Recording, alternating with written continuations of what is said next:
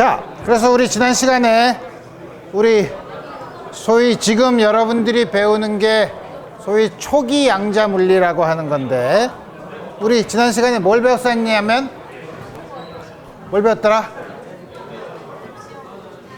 블랙바디 레디에이션, 광전 효과, 그 다음에 또 뭐더라? 컴튼 효과, 그 다음에 일렉트론 디프렉션. 우리 이런 것들을 배웠는데, 우리 이런 것들에 대한 아이디어를 연습 문제를 몇 개를 풀어보면서 우리 한번 생각해 봅시다. 첫 번째 문제는 이게 잘 안 보이긴 하지만 우리 이제 여태까지 여러분들한텐 되게 머릿속에 이미지를 잘 생기라고 해서 항상 그림 있는 문제를 했는데, 이번에는 한번 그림 없는 문제만 골라봤어. 여러분들이 생각을 어떻게 할 수 있나. 그래서 보면 책에 있는 문제인데, 책에 있는 문제 중에서 울트라바이올렛 램프, 자외선 램프가 웨이브랭스가 400나노미터인 걸 400와트로, 또 하나는 적외선 램프가 700나노미터를 역시 400와트로 400와트로 내면 어느 램프가 포톤을 더 많이 내냐, 단위 시간당 더 많이 내냐, 그 다음에 그 많은 비율이 얼마냐 하는 걸 얘기하는 거죠. 가만히 있어봐. 이게 와트면은 일률이니까 단위 시간당 방출되는 에너지인데, 그러면 우리가 여태까지 배운 양자론에 의하면 빛이 나오는 거는 포톤이 나오는데, 포톤이 그러면은 포톤 한 개의 에너지가 얼마냐 하면 H 곱하기 F인데, 여기서는 람다로 나와 있으니까 HC 나누기 람다네. 자, 그 다음에 첫 번째는 400와트면은 HC 400나노미터 10의 마이너스 9승 에다가 이게 그럼 몇 개가 있어야 되는 거야? UV 이렇게 된 게 400와트라는 거죠. 다음 같은 건데 H가 얼마인가? 6.62 곱하기 10의 마이너스 34승 줄 세컨드, 이게 3 곱하기 10의 9승. 우리 이걸 다 집어넣으면 우리 NUV가 나오는 거죠.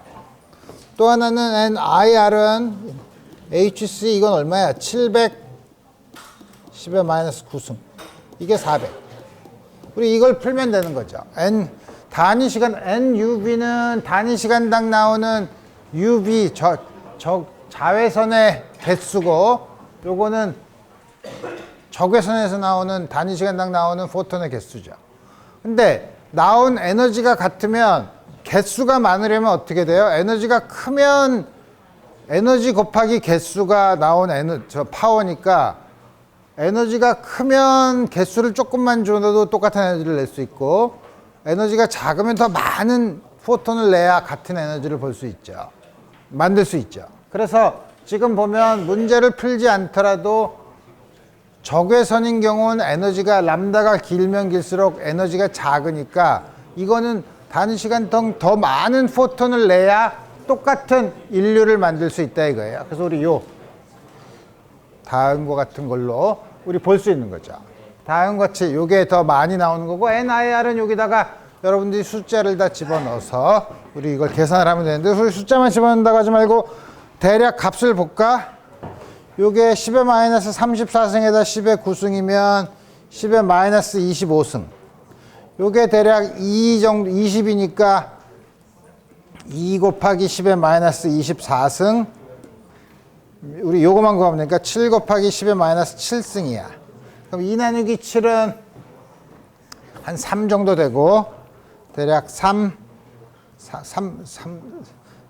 마이너스 1승, 3 곱하기 10의 마이너스 1승, 마이너스 25승, 3 곱하기 10의 마이너스 18승 정도 되는데, 따라서 NIR은 3 곱하기 10의 마이너스 18승분의 400 정도면 10의 18승, 위에는 뭐야? 10의 20승, 한 1.3 곱하기 10의 20승계 정도가 나온다는 거죠. 우리 다음과 같이 UV는 물론 이건 여기서 구하라고는 되지 않지만, 우리 여기 보면 숫자에 비례한 4분, 이거에 7분의 4배를 하면 되지. 7분의 4, 1.3. 7분의 5.2네.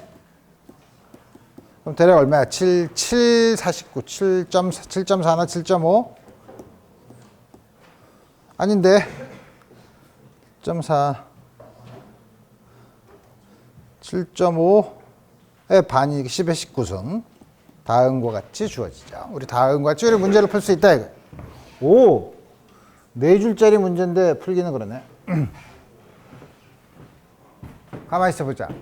포토일렉트릭 익스페리먼트. 포토일렉트릭 광전 효과에서 소듐 서피스에서 소듐 서피스는 위험한데 되게 왜 위험하냐면 소듐 같이 일쪽에 있는 거는 그냥 밖에다 놔두면은 확 그냥 불이 붙어 버리는데 어쨌든 스타핑 포텐셜이 1.85V래. 300나노미터인 경우.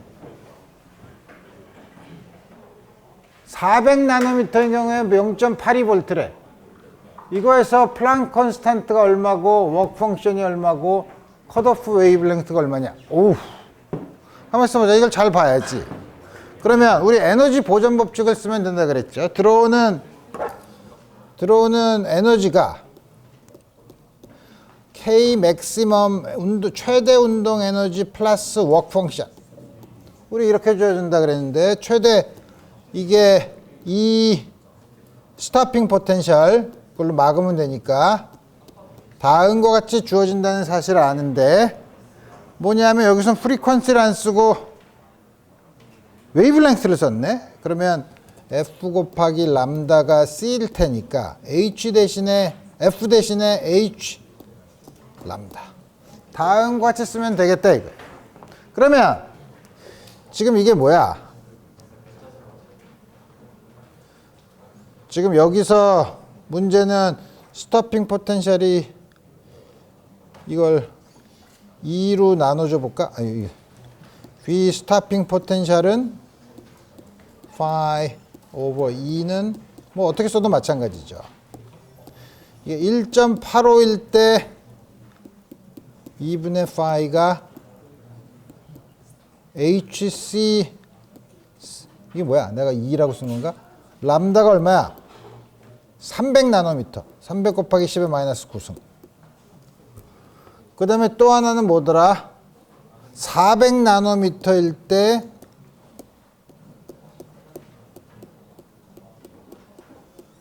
얼마랬지? 0.82. 다음과 같이 주어지는 거죠.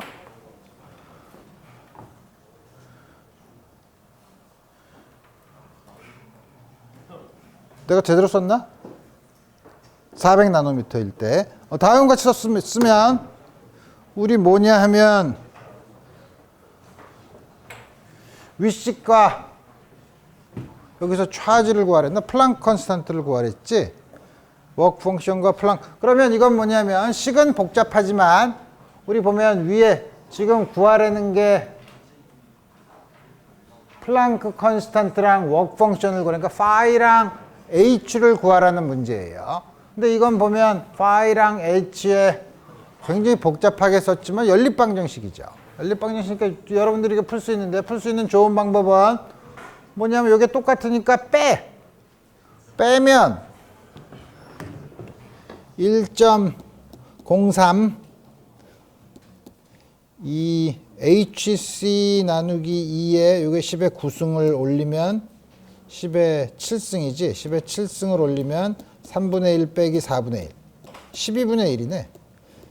12 HC분의 10의 7승. 이렇게 다음과 같이 주어지니까 우리 C랑 E를 요걸 집어넣어서 이렇게 하면 플랑크 상수를 우리 구할 수 있을 테고 그 다음에 플랑크 상수를 여기다 집어넣으면 아무데나 집어넣으면 파이를 또 하나 구할 수 있는 거죠. 우리 그렇게 해서 구하면 되고 람다 제로가 얼마냐? 그러면 람다 제로가 얼마냐는 걸 보면 요게 스타핑 포텐셜이 있고 워크 펑션이 나오면 워크 펑션이 지금 내가 이거를 제대로 썼지. 그래서 우리 나오면 뭘 하냐면 스타핑 포텐셜이 어떻게 하면 우리가 이게 람다 제로를 구할 수 있었더라? 우리 지난번에 그 식이 어떻게 됐지? 우리 이건데 이거를 다시 EV 스탑은 플러스 파이가 HF라고 하면 우리 이거는 우리 지난번에 우리 뭐에 대해서 그렸더라? 프리퀀시랑 프리퀀시랑 이 V 스탑에 대해서 그리면 프리퀀시는 이거에 다음과 같은 기울기를 가진 이렇게 되나? 이렇게 돼야 되는데 이 부호가 제대로 됐나? Kmax 더하기 이거 맞는데 VB 스탑 파이로 써야지. 파이로 써서 V 스탑이 이게 어떻게 되지? 가만히 있어 보자. 이게 지난번에 스타핑 포텐셜이랑 이렇게 주어지면 어떻게 되더라? 우리 지난번에 컷오프 웨이블랭스 말고 컷오프 프리퀀시를 우리 어떻게 구했더라? 컷오프 프리퀀시는 뭐냐면 Kmax가 0이 되는 경우를 보면 되네. 나오는 에너지가 0이 되면 되니까 HF가 H 람다분의 람다 C분의 람다 제로분의 C가 파이가 되는 조건을 찾으면 되죠. 그러니까 람다 제로가 5분의 HC인 값을 계산하면 되겠네. 우리 다음과 같이 우리 구하면 되고. 그 다음에 가만히 있어봐. 포톤의 에너지가 E가 프리 일렉트론, 정지에 있는 프리 일렉트론과 충돌하면 나오는 전자의 최대 에너지는 다음과 같이 주어진다고? 이거 헷갈리네. 들어오는 포톤 에너지가 2야. 그러면 이거 우리 어떻게 쓰나? 우리 지난번에 계산했던 게 컴퓨턴 이펙트에서 계산했던 게 뭐냐면 람다 프라임 마이너스 람다가 H 오버 MC 1 마이너스 코사인 파이였었죠. 근데 이 람다는 에너지가 HF잖아. 그러니까 이게 람다분의 HC니까 우리 람다로 쓰면 람다는 2분의 HC야. 맞지? 그럼 이걸 쓰면 요거는 HC 나누기 2, 양변에서 HC 나누기 2 프라임 HC 나누기 2가 H 나누기 MC 1 마이너스 코사인 파이네. 그럼 이거를 역수를 취하면 역수를 취할까? 역수를 취하지 말고 그냥 쓸까? 2 프라임이 충돌돼서 그렇지. 뭐냐면 그러면은 운동 에너지는 어떻게 되죠? 전자의 운동 에너지는 포톤이랑 충돌했으니까 포톤이 잃은 에너지랑 같겠죠. 포톤의 잃은 에너지랑 같으니까 E 마이너스 E 프라임이지 뭐. 그죠? 그래서 우리 쓰면 우리 요거를 간단하게 쓸까? 간단하게 어떻게 쓰지? 이 헷갈리는데 거꾸로 쓸까?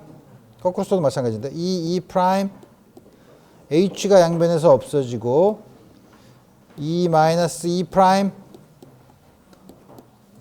MC 2분의 1 마이너스 코사인 파이네.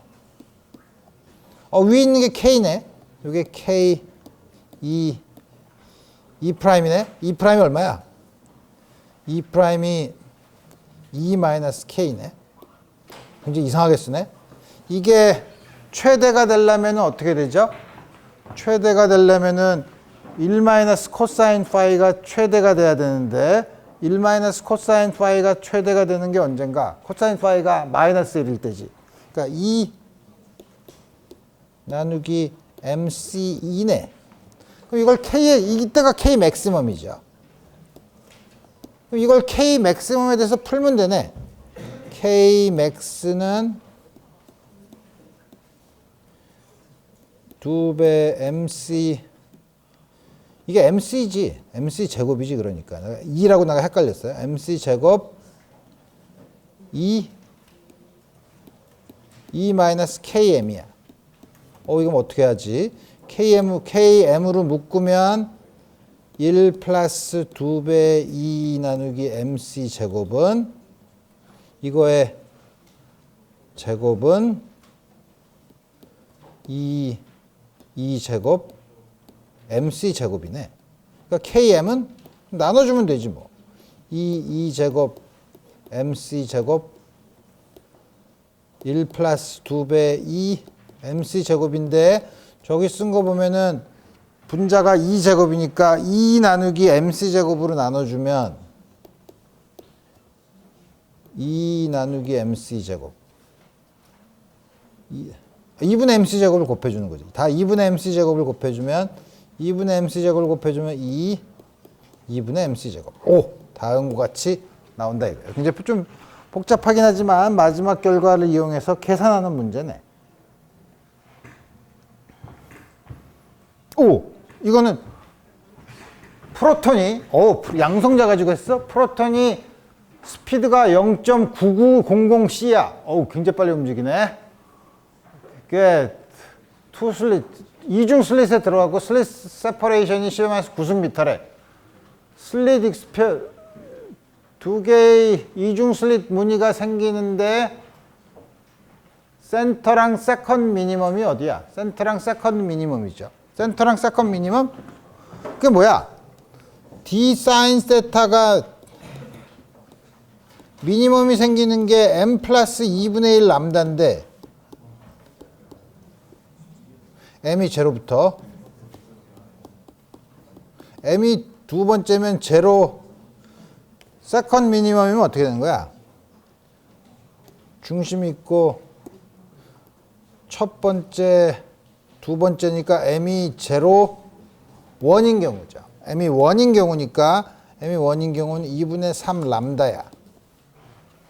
그럼 사인 테타가 2d분의 3 람다라는 거죠. d는 알죠. 람다만 구하면 되죠. 람다는 우리 어떻게 된다 그랬죠? 지난번에 P분의 H, 프로톤인 경우나 빛의 경우나 우리 다 똑같이 드브로이 웨이블랭스를 쓰면 이렇게 되는데, P는 M 곱하기 V, 프로톤의 질량 곱하기 빛의 속도, 물체의 속도를 쓰고 싶은데 물체의 속도가 빛의 속도랑 굉장히 가깝죠. 그럼 운동량을 그냥 M 곱하기 V를 컴프튼 효과에서 본 것처럼 M 곱하기 V를 쓰면 안 되네.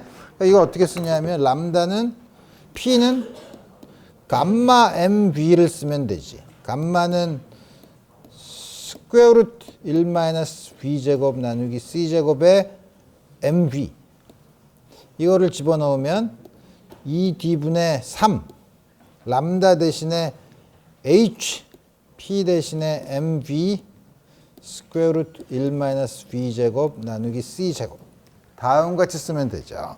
그래서 우리 여기서 이제 숫자를 집어넣기만 하면 되죠. 플랑크 상수, 요게 0.99니까 요거에 제곱을 하면 이게 굉장히 작겠네. 그죠? 좀 밑에는 크지만 우리 다음과 같이 우리 계산할 수 있다. 오케이. 그래서 우리 다 계산 다 했고. 자, 그러면 지금까지는 소위 초기 양자론이라고 해서 우리가 고전 물리로 설명할 수 없는 현상, 크게 광전 효과, 블랙바디 레디에이션, 컴프튼 효과 이런 것들을 봤는데, 우리 이거에 대해서는 뉴턴 역학처럼 뉴턴의 법칙처럼 운동의 법칙을 기술하는 게 F는 ma야. 이런 게 있지 않고, 다만 기본적인 아이디어인 빛은 퀀타이즈 된 것 같아, 에너지가. 반면에 전자도 파동의 성질을 갖고 있는 것 같아.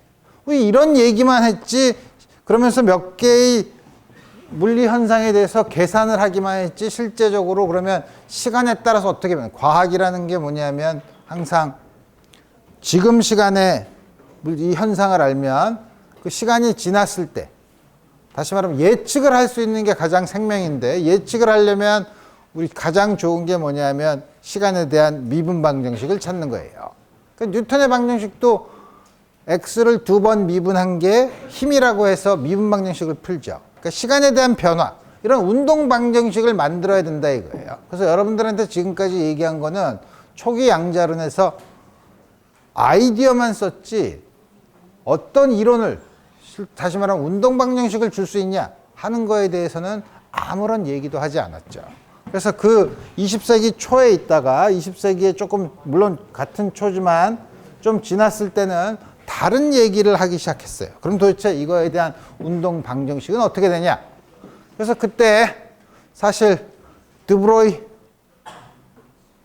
막스 본, 슈레딩어 이제 이런 사람들이 전부 다 이제 어떻게 하면 이 운동 방정식을 끄집어내냐 하는 거에 대해서 사람들이 굉장히 고민하고 있었는데 뭐냐면 하이젠버그는 운동량이랑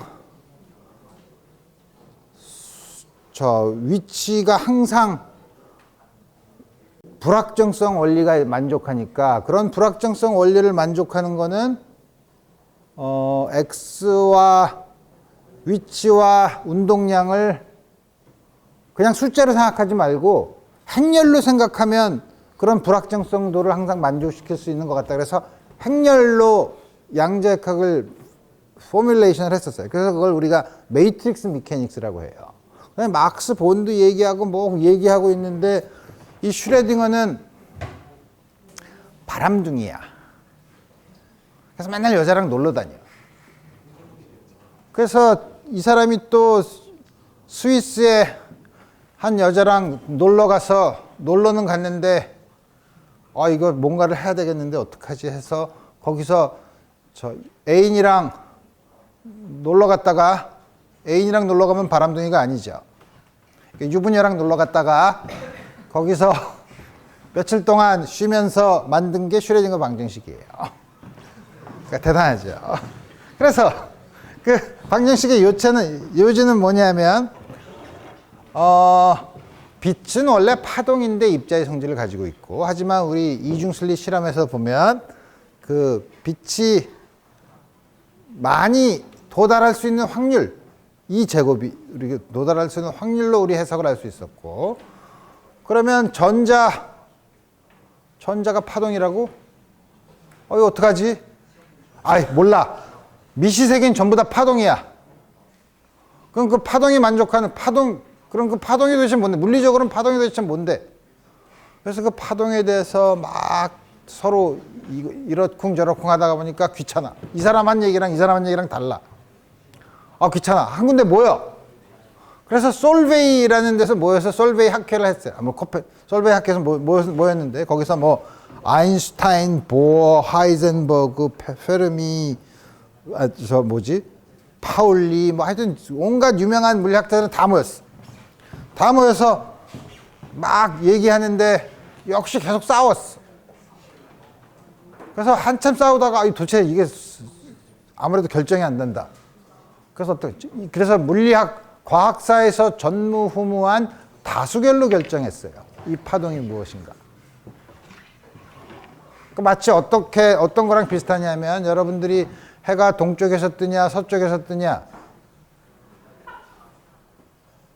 다 동쪽에서 뜬다 서쪽에서 뜬다 막 하는데 해가 동쪽에서 뜬다고 생각하는 사람 몇 명? 해가 서쪽에서 뜬다고 생각하는 사람 동쪽에서 뜬다고 생각하는 사람이 많네. 그럼 앞으로 해는 동쪽에서 뜨는 걸로 한다. 이렇게 정한 거랑 똑같아요. 그래서 그게 뭐냐면 소위 코펜하겐에 모여있는 보어나 이런 사람들의 해석이 주류를 이뤘는데 물론 보온이라는 사람이 처음 했지만 뭐냐면 어떤 파동함수가 있는데 왜냐하면 파동이 있어야만 간섭 현상을 설명하니까 파동함수 자체는 운동방정식을 써보니까 운동방정식에 허수가 나타나.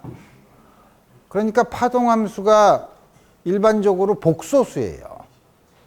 근데 우리 실생활에는 복소수란 게 없어요. 실생활에는 복소수란 게 없어요. 우리가 측정하는 거는 항상 실수만 측정하죠. 리얼 넘버만 우리 측정해요. 근데 복소수면 어렵잖아. 복소수의 절대값의 제곱. 마치 우리 뭐더라? 이중슬릿에서 빛의 밝기를 봤을 때는 전기장의 제곱. 이것처럼 이거에 그냥 제곱하면 복소수는 그냥 제곱하면 계속 복소수로 남아있으니까 절대값의 제곱. 이 절대값의 제곱이 1차원에서는 x와 x 플러스 dx 사이의 입자를 발견할 확률이라고 하자. 그러면 요 사이에서 발견할 확률이니까 밀도예요. 선밀도. 그래서 우리가 확률 밀도 함수라고 불러요.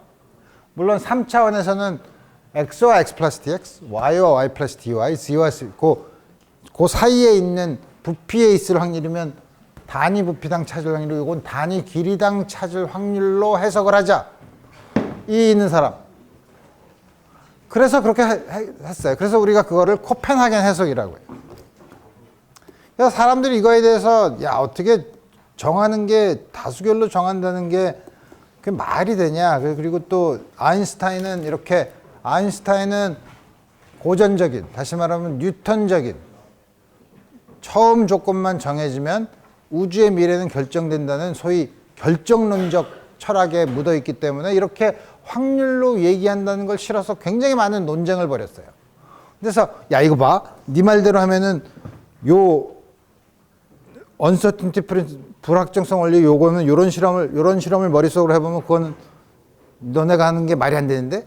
그러면 이제 하이젠버그랑 보어랑 또 다음날 막 했다가 근데 네가 얘기한 건 요게 틀렸는데 뭐 이러면서 계속 싸우다가 결국 아인슈타인을 병신을 만들어 버렸어요. 아무리 얘기해도 다음날 되면 꼭 계속 그 문제를 풀어와.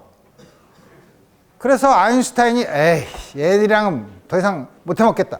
그러고 아인슈타인은 그때부터 양자역학의 뒤안길로 사라졌어요. 양자역학의 뒤안길로 사라지면서 그게 다행이었는지 몰라. 왜냐하면 그러고 나서 일반 상대론을 했으니까. 근데 일반 상대론도 쭉 하다가 이 사람이 일반 상대론에서도 예쁜 방정식을 하나 만들었어. 아인슈타인 방정식이야. 근데 거기다가 보니까 그 순전히 대칭성에 의해서 만들었는데 여기다가 상수를 하나 집어넣어도 전혀 대칭성이나 이런 게 문제가 없어. 이걸 넣어도 되고 안 넣어도 되는데 실제로 관측되는 거는 그런 상수가 있으면 우주가 막 굉장히 빨리 팽창해야 돼서 야 이거는 넣을 수도 있지만 내 방정식에 그거를 넣은 거는 일생일대의 실수다. 근데 한 10년 전에 보니까 우주가 이상해요. 요새 우주는 굉장히 이상해요. 근데 요새 우주가 이상한데 아주 이상한 게 있어요. 뭐냐면 우주가 되게 팽창을 하면 되게 뭐든지 우리가 공 같은 것도 공을 훅 던지면 던졌다가 다시 돌아오죠. 근데 소위 탈출 속도보다 크게 보내면 어떻게 되죠? 쫙 퍼졌다가 멀어졌다가 점점 빨라지지 않죠. 에너지가 일정한 속도로 가죠. 근데 최근에 우주 팽창을 측정해 봤더니 점점 빨리 팽창해. 점점 빨리 팽창하는 게 얼마나 이상하냐면 마치 바깥에서 우주가 있으면, 그게 굉장히 이상한 얘기죠. 우주가 있으면 바깥에서 막 빨아당기는 것 같아. 그러니까 가속 팽창하는 거예요. 근데 하필이면 요새 그래. 100년 전도 아니고 요새 그래요. 그러니까 굉장히 이상하죠. 근데 이럴 때는 의심을 먼저 해야 돼. 왜냐하면 우주의 나이가 140억 년인데 왜 그 이상한 일이 하필이면 요때 일어나? 이건 되게 믿기 어려워요. 어쨌든 그래서 근데 사람들이 그 아인슈타인 방정식에 아인슈타인이 일생일대의 실수라는 고항을 집어넣으면 이게 잘 설명이 돼. 그래서 요새는 아인슈타인이 실수를 했다는 것도 넌 실수가 아니야. 아인슈타인이 뭐라고 하기만 하면 그 사람이 틀렸다고 얘기를 하죠. 그래서 아인슈타인이 굉장히 훌륭한 일을 많이 했지만 말년에는 자기의 신념으로 과학을 떠난 아주 불쌍한 사람이죠. 어쨌든 그래서 뭐냐면 우리가 처음에 어떤 빛에 의해서 뭐 디프렉션을 하면서 간섭 현상으로 이렇게 나타나면 여기 우리 지난번에 싱글 포톤 하나씩 넣었을 땐 점으로 나타나지만 오랜 시간이 많은 걸 계속 하다 보면 이렇게 생기는데 그 생기는 게 바로 우리 물리적으로 어떻게 생각하면 여기는 입자가 꽤 많이 와서 있을 확률이 많네. 여기는 적네. 그 확률 분포로 우리가 생각했다 이거예요. 근데 우리가 앞으로 풀 슈레딩어가 만든 저 A인의 800개를 하고 만들어낸 슈레딩어의 방정식은 복소수 방정식으로 복소수 방정식은 이제 리얼 파트만 썼어요. 리얼. 요거는 음수로 부호가 바뀌면 이렇게 되지만 이거는 양수도 있고 음수도 있죠, 일반적으로. 근데 확률이 양수도 있고 음수가 있을 수는 없잖아. 확률은 항상 0 이상이어야지. 그래서 요거의 절대값의 제곱이 뭐냐면 길이 사이에 dx라는 x와 x 플러스 dx 사이에 있는 단위 길이당 물체를 발견할 확률로 정의하자. 그래서 다 다수결로 했는데 다수결로 하면 이게 사람들이 항상 다수결이 맞을까? 그렇지 않은 경우를 많이 봐왔죠. 근데 지금까지 한 번도 그거를 위배한 실험은 하나도 안 나왔어요. 그래서 사람들이 이 인터프리테이션, 이 해석이 맞다고 생각을 해요. 믿어요. 맞다고 믿어요. 그러니까 여러분들이 나는 이게 틀린 경우를 실험을 한번 해보고 싶어. 좋은 아이디어예요. 그렇지만 자기 이제 인생을 걸어야죠. 오케이. 그래서 그 슈레딩거 이퀘이션이 뭐냐? 굉장히 복잡하지만 우리가 어떻게 쓰냐면 슈레딩거 일반적으로 x, y, z 파동함수가 t의 함수인데 이게 만족하는 이퀘이션 방정식이 뭐냐?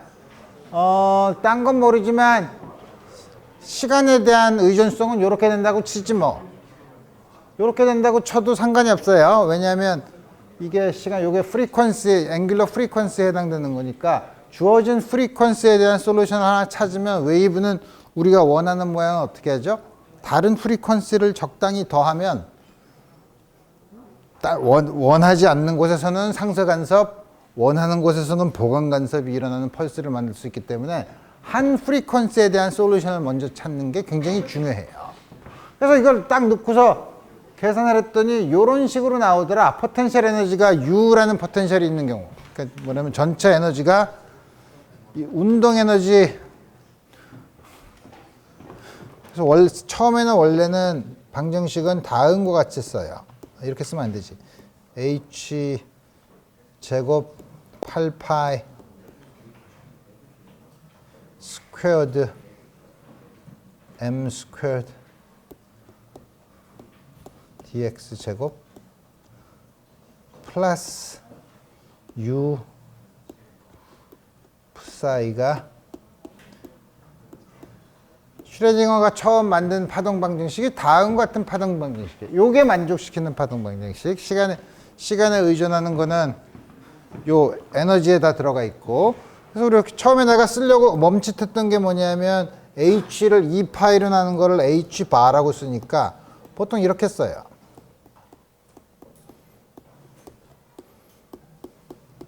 이걸 어떻게 끄집어냈나?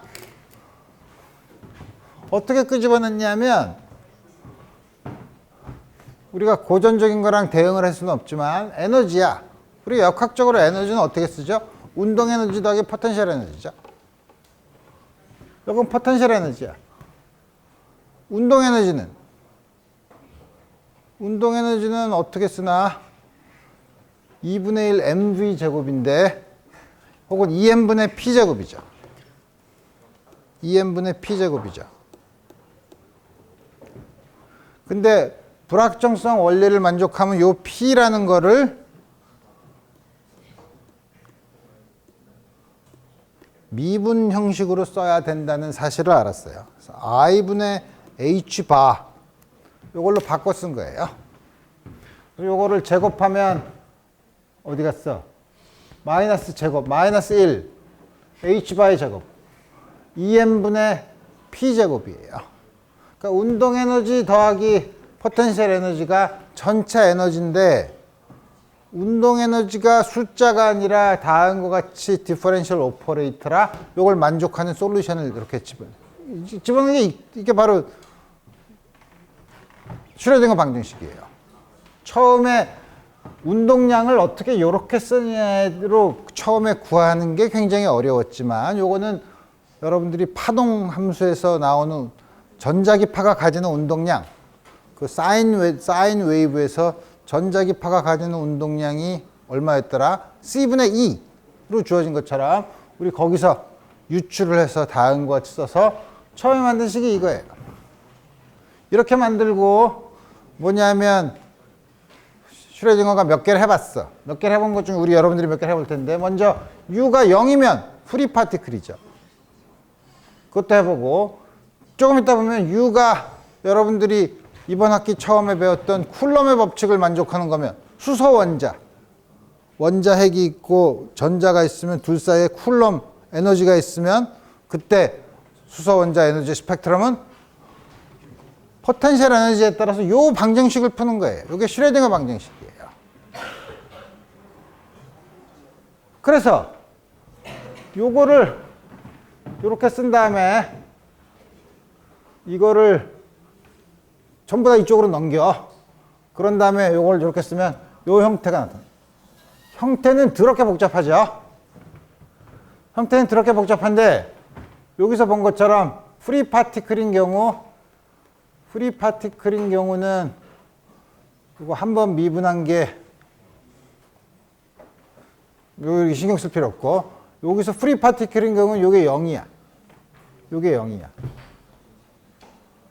그러면 이걸 이쪽으로 넘긴 다음에 쓰면 다음 같은 형태로 뭐냐면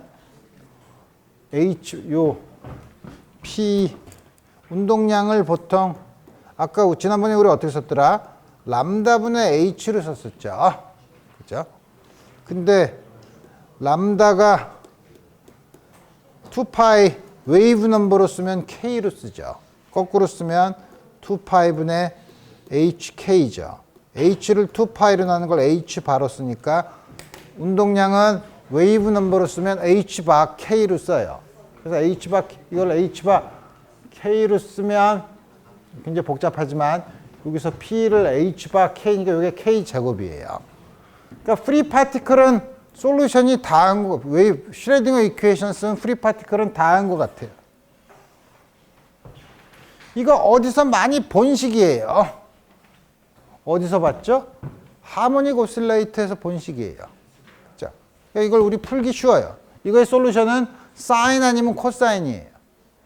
자, 근데 여러분들이 이제 사인과 코사인으로 두 개가 인디펜던트한 함수라는 거는 배웠나? 캘큘러스 시간에? 그 다음에 e to the i kx 이게 뭐죠? 코사인 kx 플러스 i sin kx. 이제 1학년을 거의 마치는 과정에서는 이런 건 배웠겠지? e to the i kx의 리얼 파트가 코사인 kx고 이미지너리 파트가 sin kx라는 거 안 배웠나? 이런 거 안 배웠나? 배웠죠? 요거에 마이너스를 붙이면 이게 마이너스예요. 그죠? 그래서 우리 요런 2차 이걸 만족하는 거는 코사인이나 사인을 쓰거나 혹은 e to the i kx, e to the minus i kx 두 개를 쓰거나 마찬가지예요. 두 개를 합해서 임의의 솔루션을 만들죠. 그래서 요렇게 가장 임의의 방정식, 임의의 솔루션 거기다가 우리 시간에 대한 디펜던스까지 이렇게 집어넣으면 어라 이거 어디서 많이 본 함수인데 x와 t가 임의의 컨비네이션으로 들어오지 않고 kx-오메가-t로 들어오는 거 플레인 웨이브죠. 오른쪽으로 이동하는 파동이죠. 이거는 왼쪽으로 이동하는 파동이죠. 그러니까 플레인 웨이브는 아니 프리 파티클에 해당되는 솔루션은 오른쪽으로 이동하는 플레인 웨이브, 왼쪽으로 이동하는 플레인 웨이브. 그거에 적당한 합이라는 거예요. 왼쪽으로 가는 거나 오른쪽으로 가는 거라. 근데 이건 문제야. 왜 문제냐면 그 확률은 여러분들이 프리 파티클이 어떤 문자가 마음대로 움직이고 있다. 그러면 입자를 발견할 확률은 어디서나 같죠. 어디 있는지 모르니까. 어디서나 같아. 절대값의 제곱을 하면. 왜냐하면 이거의 절대값을 제곱하면 1이니까. 어디서나 같아. 근데 확률은 전체를 찾을 가능성 중에 요거를 찾을 가능성을 하는데 전체를 찾을 가능성을 하려고 쭉 더해보니까 무한대가 나오죠. 플레인 웨이브는 문제예요. 확률의 의미를 쓰기가 굉장히 어려워. 확률의 의미를 쓰는 거는 확률이 되려면은 아까 얘기했던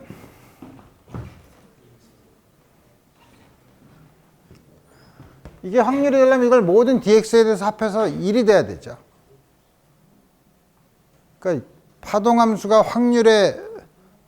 절대값의 제곱이 확률이 되려면 제곱해서 적분했을 때 1이 안 돼도 돼. 유한한 값이 되기만 하면 돼. 유한한 값이만 되면 그거에다가 유한한 값이 n이라고 하면 psi 프라임을 요거의 스퀘어 루트 n분의 1로 하면은 항상 전체 적분한 값이 유한하기만 하면 그 크기로 나눠주면 전부 다 적분을 하면 1이 되게 항상 만들 수 있어요. 그러니까 유한해야 돼. 그래서 파동함수가 양자역학에서 임의의 컴플렉스 복소수 함수가 파동함수가 되는 게 아니라 파동함수 중에 절대값의 제곱을 모든 공간에서 적분했을 때 유한하게 된 우리 그런 거를 우리가 소위 말하는 제곱해서 적분하는 거. 스퀘어 인테그러블을 한 함수만 가능하다 이거예요. 근데 플레인 웨이브는 프리 파티클은 그게 안 되죠. 문제야.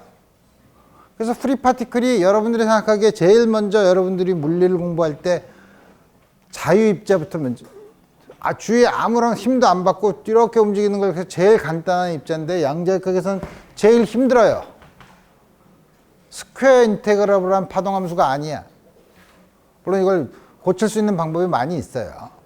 제일 좋은 방법은 이거는 그걸 생각하지 말고 지나가는 거니까 단위 시간당 여기를 얼만큼 지나가냐 플럭스로 계산을 해야 된다라고 했지만 여기 다 한 것 같지. 어쨌든 확률의 의미는 알겠죠. 절대값에 어디서나 발견할 확률이 똑같다 이거예요. 프리 파티클인 경우에는.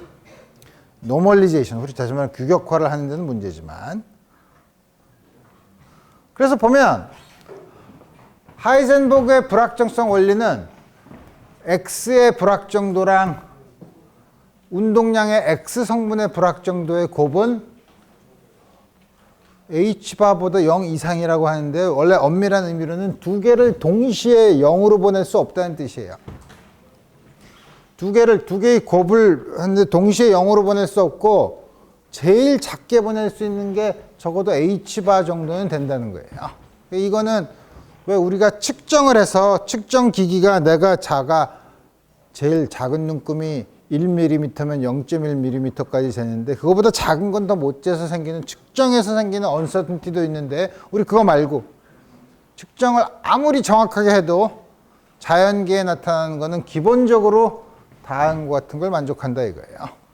근데 이거는 우리 지난번에 얘기한 것처럼 파동이 아까 말한 플레인 웨이브, 사인이나 코사인이면 K가 웨이브 넘버가 하나죠. 웨이브 넘버가 하나, 아까 웨이브 넘버 K가 거기다 H바를 곱하면 운동량이라 그랬으니까 이 운동량이 딱 하나로 정해져 있어. 그러니까 델타 P가 0이야.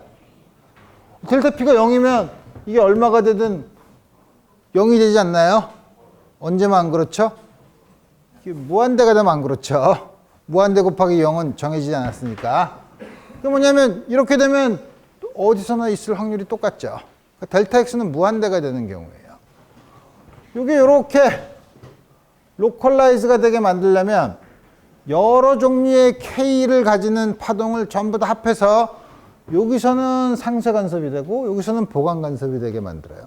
그럼 그때는 델타 X가 요 정도고 델타 PX는 그거를 만들기 위해서 얼마나 많은 웨이브 넘버를 썼나?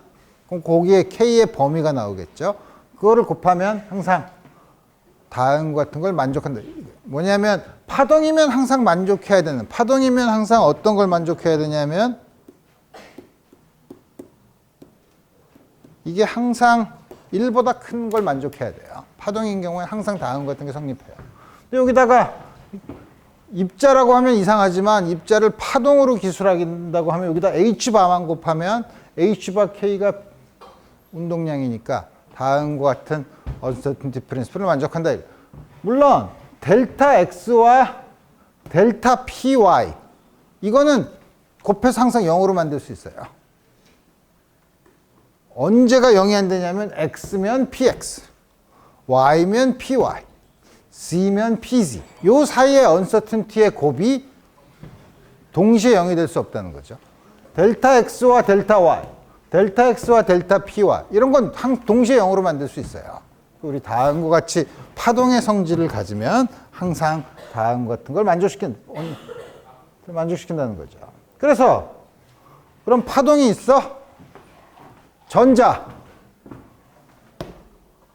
9 곱하기 10의 31승 킬로그램 이게 빛의 속도의 한 100분의 1로 가는데 속도의 언서튼티가 1.5%라고 하자.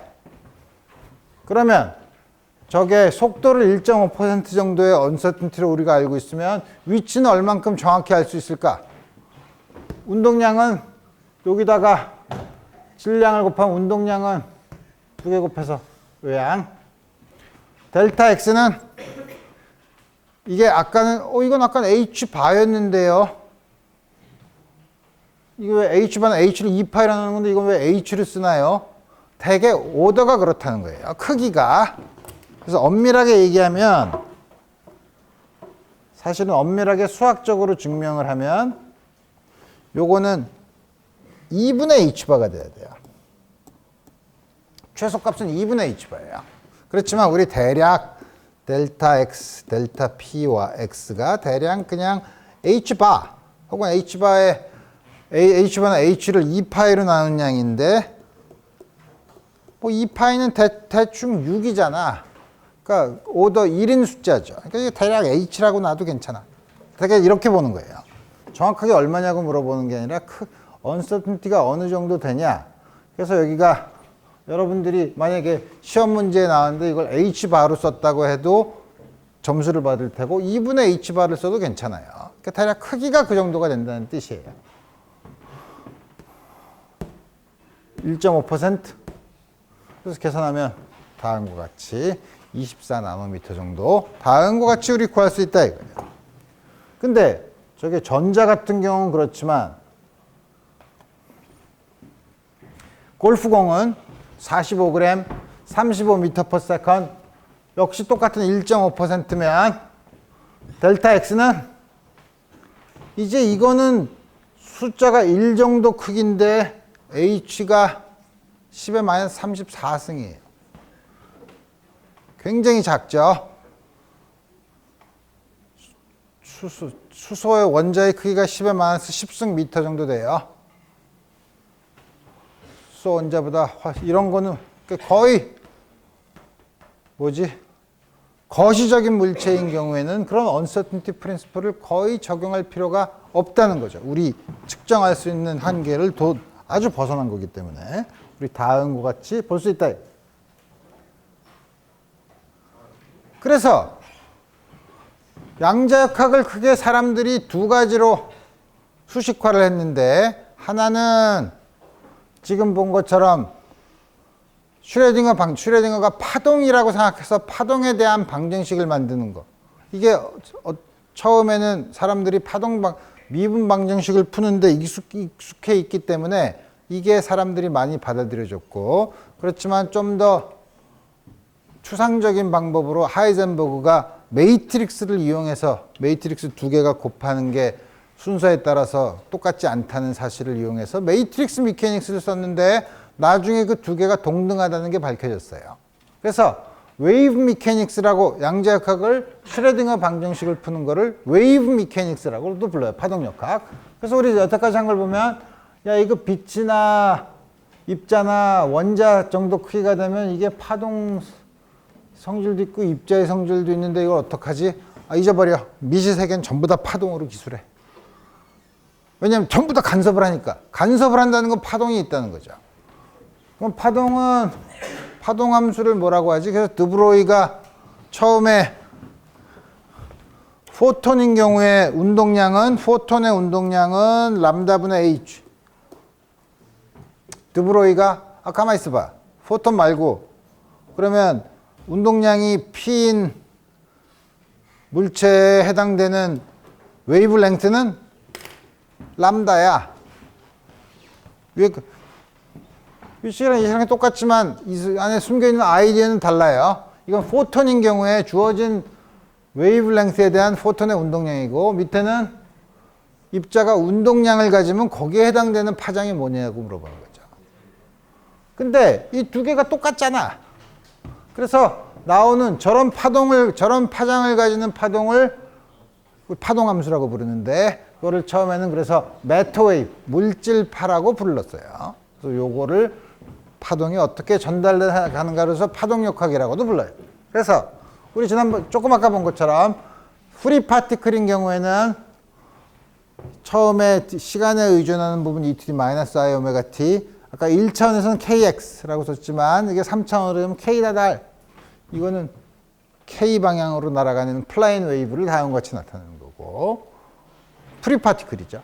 물론 이거는 여러 개를 합하면 플레인 웨이브 펄스를 만들 수도 있어요. 파동은 중첩을 할 수 있으니까.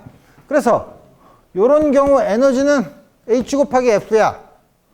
h를 2파이로 나누고 2파. 요게 뭐냐면 앵귤러 프리퀀시, 각진동수죠. h바 오메가야. 여기 나타나는 요 오메가예요. 그래서 우리가 흔히 에너지를 hf 혹은 h바 오메가로 써요. 똑같은 표현이죠. 운동량은 분자분모를 2파이로 나눠. 요게 k야. 이게 h바 k죠. 그래서 다음 같이 쓰고 그 다음에 뭐냐면 파동함수의 스퀘어 인테그럴을 한 경우에는 항상 요거의 절대값의 제곱을 모든 공간에서 접근하면 1로 만들 수 있으면 1이 아니면 요거를 1이 아닌 어떤 스퀘어 루트 a라는 값이 나오면 스퀘어 루트 a로 나눠준 양으로 다시 정의하면 요게 1이 되죠. 그러니까 유한하기만 하면 항상 1로 만들 수 있죠. 그 경우 우리가 노멀라이즈 했다 그래요. 규격화를 했다고 해요. 여러분들이 확률에서도 많이 해보는 거고. 그래서 요 양을 우리가 확률 밀도 함수 혹은 프로바빌리티라고 얘기했지만 x와 x 플러스 dx 사이에서 발견할 확률, 그러니까 프로바빌리티 덴시티죠. 프로바빌리티 확률로 우리 이제 볼 수 있다는 거죠. 그래서 우리 그럼 이걸 가지고 어떻게 하냐? 이제 여러 가지 예를 보는 거지. 가만히 있어 보자. 슈레딩거 방정식을 푸는 건 우리 미분 방정식을 안 풀었는데 어떡하죠? 미분 방정식을 안 풀었지만 여러분들이 이거를 어떻게 풀지? 하고 고민하지 말고 여러분들이 파동을 배웠어. 그러니까 이거는 나중에 해석은 입자로 해석을 하지만 우린 파동을 푸는 거예요. 파동 푸는 게 뭐죠? 기타 줄이야. 우리 줄의 진동 같은 걸 보면 돼요. 그래서 우리 프리 파티클은 했고 그럼 이번에는 1차원 상자 안에 있는 경우 1차원 상자 안에 있다는 게 뭐냐면 이 안에다가 입자를 넣어두면 아무리 큰 속도로 움직여도 벗어나지 못한다는 거예요. 이렇게 튕겨 나온다는 거지 뭐. 그럼 요 안에서는 포텐셜 에너지가 0. 0이랑 L에서 여기서는 포텐셜 에너지가 무한대면, 물론 무한대라는 게 없죠. 매우 크면 들어가서 튕겨 나오는 거죠. 이 안에서 벗어날 수 없죠. 그래서 1차원 상자라는 거는 포텐셜 에너지가 다음과 같은 형태를 가진 경우예요. 그러면 이 경우 어떻게 문제를 푸나요? 문제를 푸는 건 쉬워. 여기서 기타 줄이 여기가 어떻게 되냐면 양쪽을 꽉 고정시킨 기타 줄이야. 양쪽을 꽉 고정시킨 기타 줄인 경우에는 아무 진동수의 파동이나 진동을 하냐 하면 안 그렇죠. 소위 스테이셔너리 웨이브, 정상 파동만 있죠. 다시 말하면 요 끝이 노드인 파동만 가능해. 그 양교입식 노드인 파동이 뭐죠? 제일 가능한 게 첫 번째가 반파장. 요게 한파장 반. 그래서 보면 람다가 이게 어떻게 되나? L이 우리 지난번에 기타줄 할 때 배웠어. 2분의 람다의 정수 배우면 돼요. n이 1부터 시작하죠. 이걸 다시 쓴 게 n 람다가 2L이에요. 다음과 같은 파동만 존재해. 근데 전체 에너지가 2죠. 다음 같은 파동을 가지고 있으면 에너지는, 운동량은 이렇게 주어지네. 따라서 에너지는 2m분의 요거의 제곱. 4, 8, m, l 제곱 다음과 같이 주어지죠. 굉장히 재밌는 사실이에요. 재밌는 사실이 왜 재밌냐면 고전적으로는 다음과 같이 놓으면 어떻게 돼요? 임의의 입자를 놓는다고 하면 임의의 에너지를 다 가질 수 있어. 0에서부터 연속적으로 원하는 에너지를 다 가질 수 있죠. 그리고 운동이 어떻게 되죠? 한번 지나가면 왔다 갔다 해. 그죠? 일정한 속도로, 속력으로.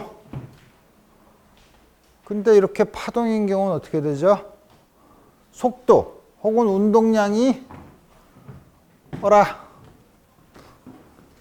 이제 그러고 나서 이제 입자로 해석을 하는 거예요.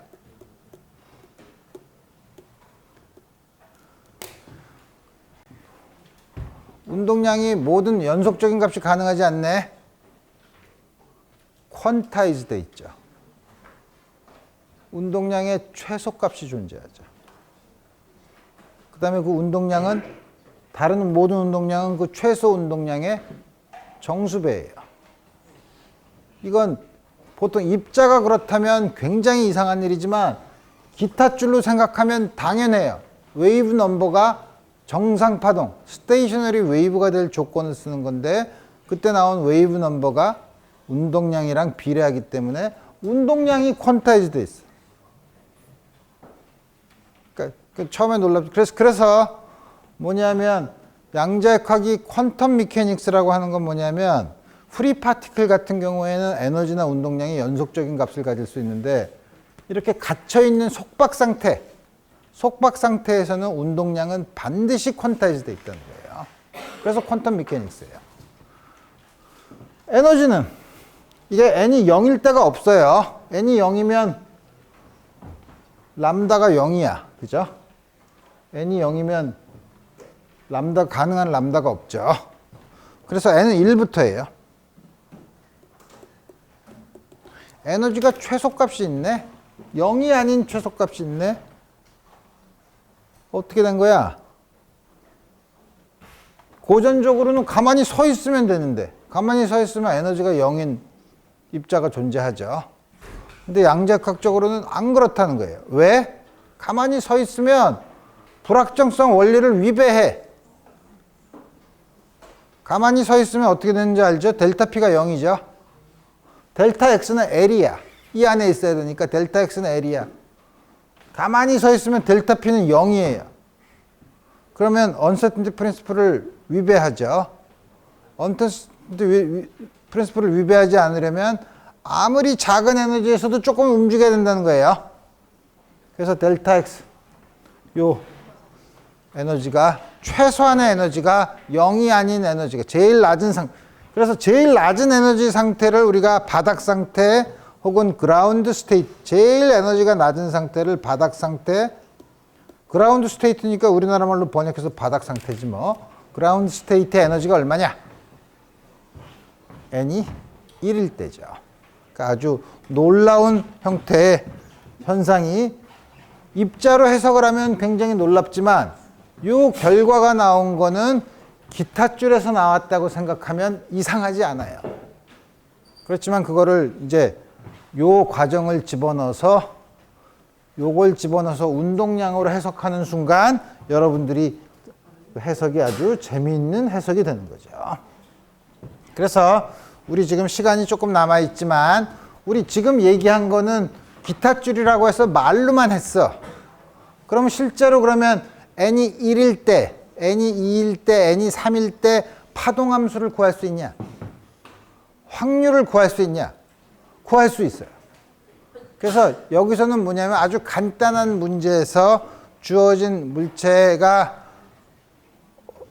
확률, 뭐냐면 가질 수 있는 확률, 특히 뭐 에너지 상태가 어느 정도 됐을 때 어떤 에너지에 있을 때 이 파동함수가 어떻게 생겼냐, 그 파동함수의 절대값의 제곱이 나타내는 형태가 확률을 어떻게 줄 수 있냐, 확률 한 분포함수가 주어져 있을 때 아까처럼 제로부터 L까지면 그러면 2분의 L부터 3분의 2L 사이에 있을 확률은 뭐 이런 거 계산하는 거, 우리 이런 여러 가지 일들을 우리 다음 시간에 자세하게 살펴보도록 합시다. 오늘 여기까지 하겠습니다.